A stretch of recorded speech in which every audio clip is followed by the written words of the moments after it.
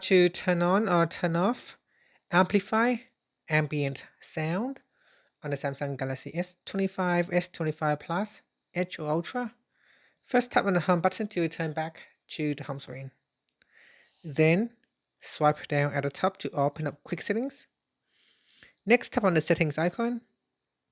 Now in here, scroll down to the bottom and tap on accessibility, then tap on hearing enhancements. Next in here, tap on Amplify Ambient Sound.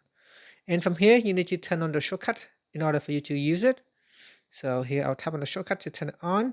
Then tap on the left-hand side panel. Make sure you assign this function to one of the shortcuts.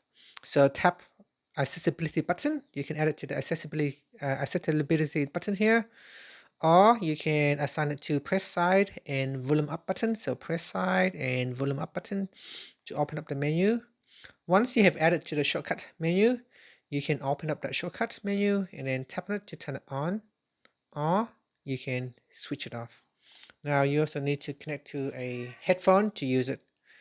And that's it. Thank you for watching this video. If you find it helpful, please like and subscribe to my channel for more videos.